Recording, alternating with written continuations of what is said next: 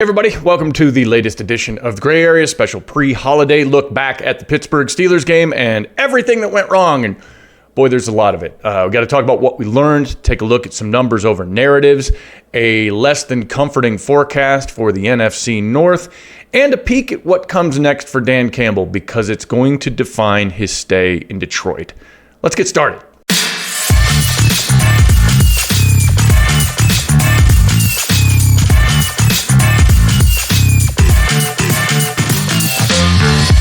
Before we get into all of this, please like and subscribe to the channel. That's how we get to do what we do with all of the new content coming out from Risden and Bish and Brown, and occasionally when Chris graces us with his presence. We've got a lot of stuff for you, and that's how we keep it all free. So please be a part of that. I want to start where I always do with what we learned. And I think the thing that comes screaming through is that right now, the Lions coaches aren't good enough. This team wasn't ready, especially on the defensive side of the ball. There just isn't the cohesion and the identity that this team is going to need if it wants to win the important games this time of year. They just weren't good enough. The Pittsburgh Steelers had a really good plan with a so-so roster. The Lions had a terrible plan with a much better cast of characters on that team, and that means that the coaching wasn't up to par. They've got to take a look at everything they're doing, from game prep to the design of the actual schemes, especially on the defensive side of the ball, because the Lions coaches just weren't good enough. Speaking of that, another lesson learned, the Lions backups aren't good enough. Every year for the last 2 seasons, Lions fans have been fed a steady diet of next man up, and it's all about grit, and we trust our guys, and they're on the roster for a reason. They're also buried on the roster for a reason, and this is nothing personal against the guys that they had to take the field with. Those are the guys you got because the injuries have decimated the defense yet again, and the offensive line as well. So you have to make do with your backups. The backups aren't good enough to win you games this time of year. That's the bottom line. And the Lions have had to do this 2 years running, and they've come up short both years because you cannot make do with practice squad players when you're trying to get onto a championship run or make the playoffs. And that's what the Lions look like against Pittsburgh. The defense needs to be completely reimagined, like a whole, rewriting. And you got to hope that you don't get the second Star Wars trilogy after the first one that was the classic. Going back to some of the backup situation, you cannot run this much man coverage. You cannot build your defense around this much man coverage and then end up with your backups in the secondary who can't play that scheme.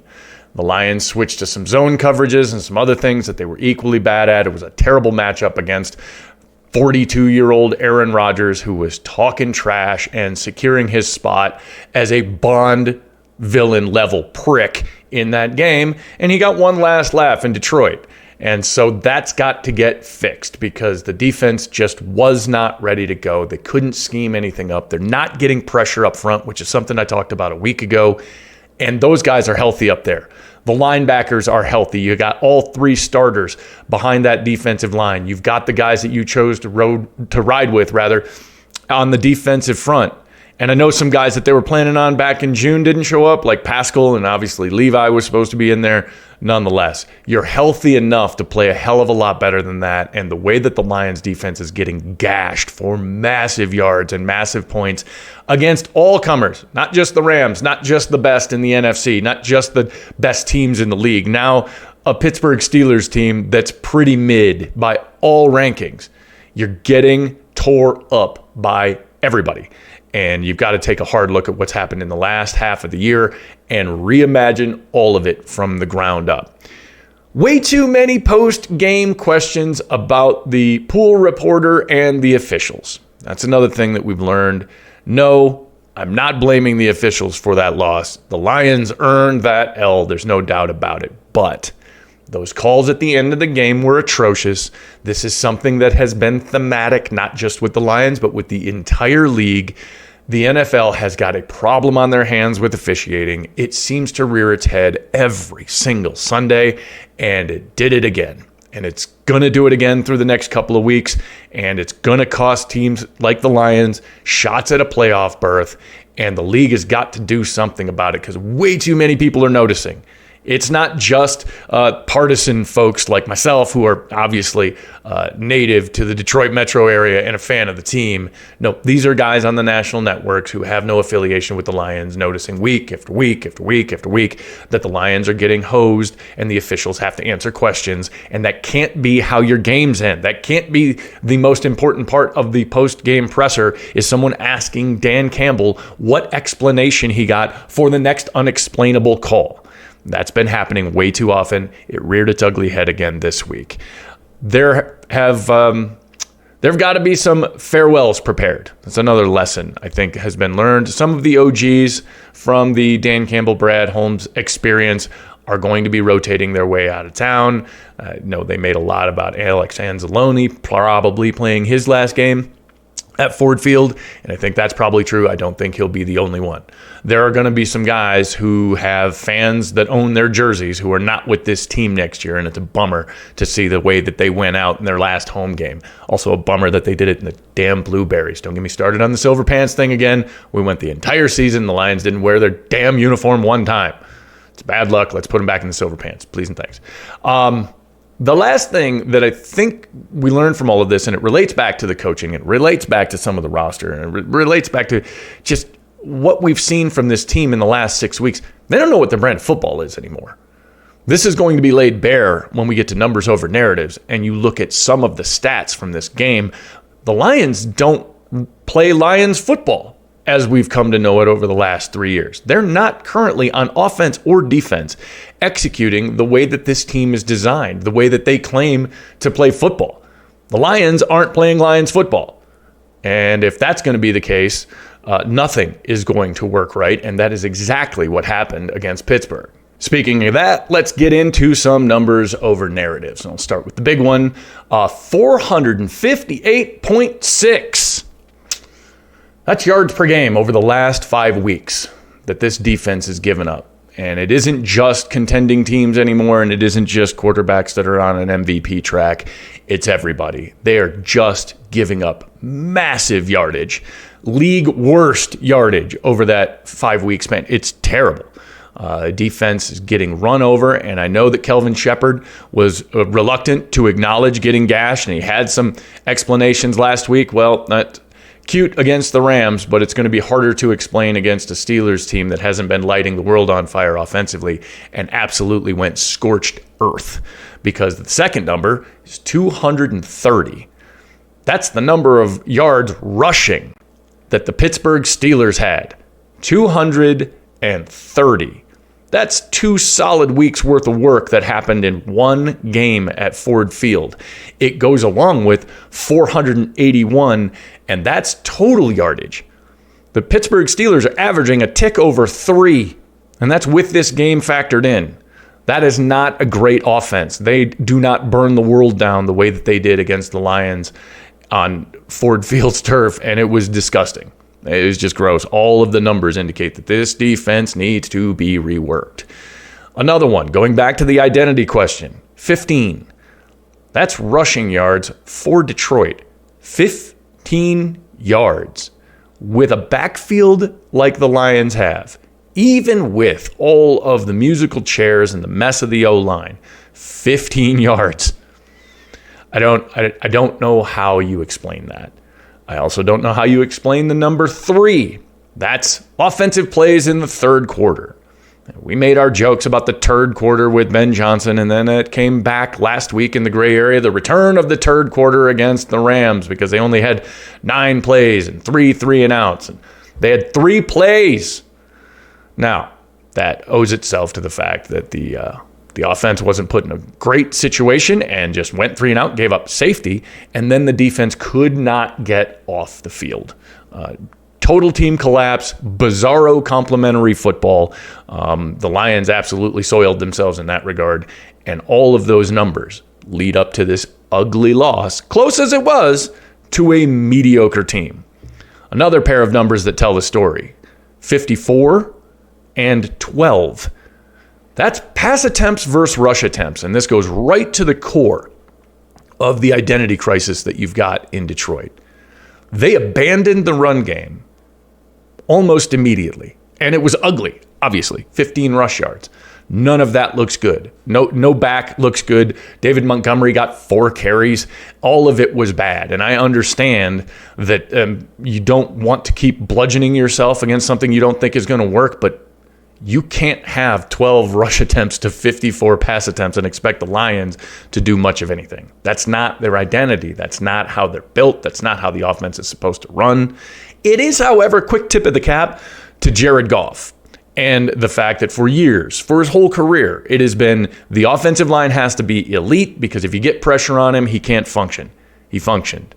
He was the only thing the Lions offense had going for it. Amon-Ra St. Brown was dropping passes. You've got guys like Khalif Raymond that are making clutch plays. Tesla making clutch plays. You had that pass game doing whatever it could in a terrible scenario where the offensive line was, as I have been saying for months, terrible. And Jared Goff survived. I think he deserves his flowers for hanging in a situation that was anything but good. Another number, 2. That's losses in a row. We can finally move on from the tired question of how the Lions do the seesaw. There's no more seesaw. We've finally broken that streak, and we can stop asking Dan Campbell and the other players questions about it. And then finally, the number 4. That's the number of days the Lions have before they are perhaps unfairly back on national television or whatever Netflix is, international streaming. It's not television anymore. I don't know what to call it, but they're going to be a feature game on Christmas Day in the division in Minneapolis with the skull chants and the horn and the whole thing, and a Vikings team that's playing better than I wish they were right now. There's an opportunity for the Lions to finish in 4th in the division, the way things are going right now. And that's how long they've got to figure out what they're going to do with their remaining 2 games of the season. It's going to say a lot about whether or not this team has to be completely reworked. If they shut it down and you see these guys quit on television, that says everything that you need to know. Dan Campbell's got a big job on his hands and a bigger one in the offseason, but he's got precious few days to get this team ready to go in Minneapolis. And that brings me to this thought. The weather forecast for the NFC North. It's going to stay cold, not just this year, but in the years to come. The NFC West is obviously a bit of a gauntlet with 3 teams that are duking it out for playoff spots, and the Seahawks currently, as I record this, number 1 in the NFC. But the NFC North isn't far off from that, and none of these 4 teams are the Arizona Cardinals. There isn't a basement dweller to be had, and that is a big part of the challenge that is going to face this team, not just as it finishes the season, but also as it moves forward into the offseason and headed towards 2026. All of these teams have quarterbacks. All of these teams have established coaches. All of these teams have some superstars scattered throughout the roster and a solid idea of just exactly who they are. The jury's way out on J.J. McCarthy and the Vikings. We'll learn more about that on Christmas Day. He's had his ups and downs as you'd expect him to. He looked pretty good the last time he played Detroit in Detroit, and he's looked better over the last couple of weeks. But the coaching and the quarterbacks and the team depth mean that this division is probably not going away anytime soon, and the chance to just walk through it like, please the AFC South or the NFC, any of the Souths. This year the AFC North, save for what we saw against Pittsburgh, wasn't great. The AFC East is kind of up for grabs, but I don't know that you find 1 through 4 depth like you will in the NFC North with some teams that are probably ascending. Looking right at Chicago.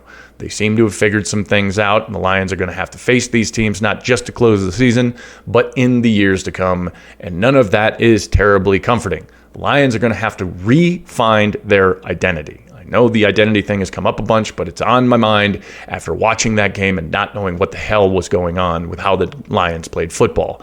They are going to have to find their identity. They are going to have to enforce their will on this division and on these teams at a time when they're all pretty strong and none of these teams are looking to fall off. Finally, if you're in the Slack, you've seen this conversation evolving over the last week. If you caught the postgame show, Chris brought it up. Dan Campbell is about to define himself and his tenure in Detroit by what he does next. So far, this team has been building and ascending. It's important to remember that you go 3 wins, 9 wins, 12 wins, 15 wins. That's 4 really good years. Anybody that's screaming to fire a head coach after 1 down season probably doesn't know ball and should be ignored. But This can't be a trend. And a lot of things have gone the wrong way this year. And a lot of it starts with the head man. The team needs to be retooled. And that means the team, not just the roster, but the coaching staff and the coaching processes. I think Dan Campbell has proven that his track record with hiring offensive coordinators, not great. John Morton came in, needed to be stripped of play calling duties 8 weeks in. That is exactly what happened with Anthony Lynn. So far, the only guy that has managed to do a good job play calling in this offense has been Ben Johnson, who was homegrown and kind of had to have training wheels put on before he was given those play calling duties. You don't have time for that if you're Dan Campbell. You don't have time for that if you're in a window where you have enough talent and the Lions do. This is truly at the core of the challenge to me. The roster is ready to go. There are some things that have got to be addressed. You can fix the interior O-line in an offseason. You're going to have to find some safety help because there is no guarantee that Brian Branch and Kirby Joseph are going to play together on a field ever again. So you've got to address that, and you can. Teams retool rosters every single year because they have to. And there are going to be some players that need to be rotated out. That's the bottom line. He's going to have to make some tough choices on some of the OGs that he's been riding with since he got here. Loyalties are going to be tested, and his ability to reimagine what this team is and how it does business is going to be at the forefront of whether or not he lasts to another contract. You cannot continue to spiral downwards while sticking to the we just got to clean some stuff up guns as the ship sinks. So this offseason, I would imagine you're going to see some fairly meaningful changes. And if there aren't meaningful changes, that's a scary sign. That's a red flag to me. I think Dan Campbell is going to define himself with what comes next. He needs to look in the mirror. You cannot coach the way that you played if you're Dan Campbell. You can't just go harder. You can't just keep fourth downing your way into giving the ball up on your own 4-yard line. Sometimes you got to take a look in the mirror. You got to take a look at what it is you believe and why you believed it and figure out whether or not the league is caught up to you. Figure out whether or not your team is capable of executing the plan as you drew it up. Risden's been all over this for a couple of weeks. I mentioned it in the postgame show. It's spot on when he says that they are calling plays and running this team as though the roster were absolutely healthy, as though they had all of their guys, all of their guns, and their powder was dry, and that's just not true anymore. They haven't changed enough. And they're going to have to, because injuries are going to be a part of this league as long as there's a league. Bad calls are going to be a part of the NFL until I'm well into the dirt. And they've got to find a way around that. They haven't had those answers this year. Part of it's personnel based. Most of it's on the way that the team is coached and the way that the game management is run. And Dan Campbell has some hard questions to answer. He and Kelvin Shepard are going to have to sit down and really, really think about this defense, because it hasn't been close for too much of the season. And it's an absolute liability that is not nearly as decimated by injuries as it was last year. So he's got to take a hard look in the mirror and think about everything that he's doing. The Lions have the talent to bounce back. The question now is whether or not the coach can rally that and create a plan that gets them there. There's more than enough in the coffers. Brad Holmes is taking some arrows. I know there's going to be the edge defender question. There's going to be the questions about depth on the offensive line. Why didn't you do this? Why didn't you do that? There's a lot of revisionist history that's going to be coming from a lot of guys that just want your clicks. That's not necessarily functional. It doesn't help anybody. I don't think it's real either. I think this Lions team has more than enough on it to get back into the fight if they replan everything. They got to go in and get back into their blueprints on how they're going to do business, how they're going to call plays. Dan Campbell's got to find a play caller. I'll say that much. I don't think he is the guy that you want to have the play sheet on game day anymore. I think the Lions have proven that. There's a reason that it came and went with A. Lynn. There's a reason why it should come and go with John Morton. And he's got to go one step further and figure out why it is he can't hire an offensive coordinator that he trusts for more than 2 months. There's a lot of work in the offseason that is going to go into whether or not Dan Campbell is defined as the legend he was building up until this year, or a guy that almost got there, and a guy that almost got it done, and a guy that built a lot of hope into the community and then never really delivered. And that is a bummer. That is a bummer way. I don't want to end the video that way. It's almost Christmas, for crying out loud. So let me just say thanks. to anybody that's partaking of any of this stuff here on the DLP. I know this particular episode of the show, bit of a downer, scrapping some of the normal formatics just because it doesn't seem to fit the mood after what we watched against the Steelers, but I do appreciate everybody that took the time. Please like and subscribe to the channel. I know Riz and Chris are working on some stuff for later this week. There'll be no post-game show because it's Christmas Day and everybody deserves a break.